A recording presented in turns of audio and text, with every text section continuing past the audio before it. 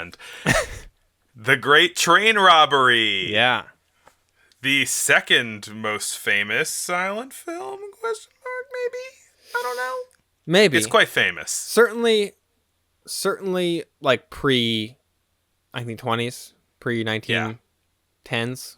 Yeah. Like it's probably not as famous as Trip to the Moon, but No.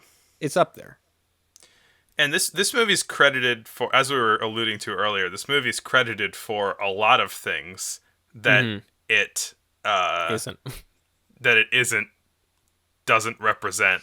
But this movie's really good. It is. I think it's one of the more like one of the most well put together movies I've seen so far, if not the most. Porter really stepped up his game on this one by a lot. Somehow, Yeah. this guy he just bumbled his way into a good movie. Well, no, I mean he had a lot of help. I don't know if I wrote it all down in my notes, but he like went out and he gathered a really good crew for this movie, and he got I think one of the lead actors was pretty heavily involved in like the staging of it. And so I think he kind of delegated a bit more on this one. But and the production values on this are much higher than anything else we've seen. It feels big in a way that his other stuff doesn't. And in a way that other films that we've seen up to this point really don't also. Yeah? I think so. Just because, I mean, you know, the most impressive stuff we've seen so far is pretty much all Méliès. And this is, like we've kind of talked about a little bit on this episode, is so far from what his style is. It's like the polar opposite, almost. It's like some of it shot on set, but most of it shot outside on real locations. Mm-hmm. With a real train. Which, you know, there have been movies shot with real trains, but it was a train that was doing its own thing. But this is clearly like they rented out a section of track that they could shoot on, essentially. It was 1903. They just had them lying around. Probably, yeah. They're building tracks like nobody's business. Apparently, I think I read that this movie was sort of inspired by the scale of Méliès's movies. Especially Trip to the Moon, which is such a huge hit, that the Edison Company wanted to make their own versions of that kind of thing to stop doing this kind of rinky-dink stuff and to step up their game. Like, hey, we got to stop stealing his movies and start making our own. Right. People are going to wise up to it at some point. Yeah, I mean, I think the storytelling in this one is really solid. Yes. It's I guess sort of loosely inspired by actual like stories of train robberies. But otherwise it's pretty straightforward of some outlaws rob a train. Yeah. And I called them in my notes some no good rootin' tooters. I think that's appropriate. Yeah. It's got a lot less filler than Edwin S. Porter's other movies. Yeah. It's tight. Yeah. He's learned his lesson. Yeah. And yeah, it's a cool combo of the like location shooting and the kind of like more like stagey effects, because there are a bunch of effects shots in this too. Yeah. One pretty cool effect is that there's I'm not exactly 100% sure how he did it. There are a couple scenes where there's kind of the main area of the scene, which is in these two cases are inside of a building next to some train tracks and inside of a train car. And then there's like a cutout zone. A window. A window or like an open door on the side of a train car. And then they have these cut in other shots to either in the window next to the train tracks, you see a train arriving at the station out of the window, and in the train car, it's got this like whooshing scenery so that you're seeing the scene play out, but there's like it really sells this in studio shot of being inside of a train car because you're just seeing all the scenery go by behind you. It's really good. Yeah. Um. Yeah, I feel like this. It really feels like, especially after his earlier movies, just from 1903, that like, uh, Porter is getting a lot more confident with each movie. Like he's sort of like he is learning from each one and kind of improving and just the ambition of this movie is a lot more felt, I think. Yeah. We said before that it was it often gets credited as the first Western, which it wasn't really. But my hot take on this is it kind of might as well be. Right. I mean, I guess other stuff used Western theming, but this kind of uses Western storytelling, like maybe? Yeah.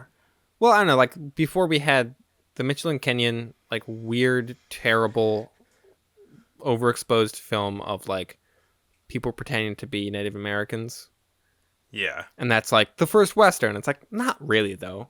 It's kind of Uh-huh. some people like playing dress up in their backyard, and they filmed it, and it's like Yeah. that's not really a Western. And then there was like a saloon. There were a couple like saloon scenes Yeah. that from like Edison Company films, um, which And they were saloons that evoked the West. sure, but like they were mostly like alcohol themed films more than Right. anything. This is the first one that is like a Western, that is like bandits robbing a train, chases Yeah. on horseback, gunfights. Like this is a proper Western. Yeah. I mean, speaking of gunfights, man, like the there are some like great fight scenes in this movie too. Yeah. Like they get kind of violent with like the bandits like get up and stab a guy and then throw him off the train. Right, they use the old like switch to a dummy trick, which I Yeah. love to death. Where yeah, they grab a guy and then it switches to a dummy and they throw him off the train. And that's like a shot. It's a really great shot. It's on top of the moving train. The camera is not on top exactly in the way that you would see in a Phantom Ride film, but it's on top in a way that you see the train is filling up the bottom half of the shot, so you can see the action play out. But then all of the scenery is moving in the background, and I don't think it's fake. I think it's No, actually yeah, that on a I moving definitely think train. that they just got up on a train and did that. And yeah, so there's like a gunfight and stab fight on top of a moving train. It's awesome. Yeah. Yeah, the robbers escape and sort of go dancing in a barn. I don't think that's them. I think Is that not them? no, they escape off to the woods and they're like with their horses and stuff. And then the people who are dancing are like the posse that goes and gets them. Oh, maybe. Yeah. Well, anyway, there's a posse that goes and gets them, and there's a gunfight Yeah. there too. Posses. Posses. This has got everything. It's a Western. And I think this movie is super, super famous for is the last shot, which yeah. is A complete non sequitur. is sort of a like a wanted poster type view of the lead outlaw with his big mustache, who pulls a gun and shoots directly at the lens of the camera. Yeah. Which has been shown and copied and all manner of things. It's very famous. Yeah, very referenced. It's I mean it's, getting at that kind of oh no, a train's coming at me kind of thing, or A little shooting bit, yeah. right at the camera. But one interesting thing that about that shot is that apparently, like happened sometime, as happens sometimes in film of this time, it was up to the exhibitors whether they put that shot at the beginning or the end, which is crazy. So I mean, the scene has nothing to do with the rest of the movie, and so they just wanted to. They're just like, hey, we've got this little thing, put it somewhere. Yeah. It's fun. I'd Um, love if there was just like, if you want to put the top spinning at the end of Inception at the beginning, go ahead and do it. We don't care. Um, um, I like this though. I like the idea of like I mean, maybe it came from theater in a way where you write a play and then other people decide how to interpret it, right? right. But like this is something that's so not done now, Hmm. where a filmmaker or an artist will make something, but then make it like a little bit flexible, and like whoever's showing it to people can like put their own spin on it, Yeah. like that Kiss in the Tunnel movie, Hmm. where you could just splice it into any train movie, and they're like, yeah, just do what you want, you know. I love that. It's so interesting. Yeah. Um, that is super interesting. It's such a like a such a great example of how different the like exhibition was Yeah. at the time. Um, there's I copied and pasted a thing that made me giggle, which is a description of that final or first shot. I feel like whenever you watch the movie now, it's usually at the end, but I do think it's interesting that it could be the beginning. Yeah. But the promotional leaflet for the movie described it as Scene 14, Realism. A life-size picture of Barnes, leader of the outlaw band, taking aim and firing point blank at each individual in the audience. The resulting excitement is great. This section of the scene can be used to play what we said. Um, but yeah, the resulting excitement is great. Yeah. You will be thrilled. You will be Um, at the edge of your seats. apparently advertisements for the movies described it as absolutely the superior of any moving picture ever made, which is a, I a mean, bit much. there's an argument for it. Dude, It's really good. yeah, but still, I love how they're just like, this is the best one, hands down. Oh, I mean, that's very Edison company, I Yeah, feel like. for sure. They're so boastful. But it was very successful for them. It worked out. Yeah, this movie toured around for years, I think. And it Yeah. was one of the most popular movies in the US for a good while.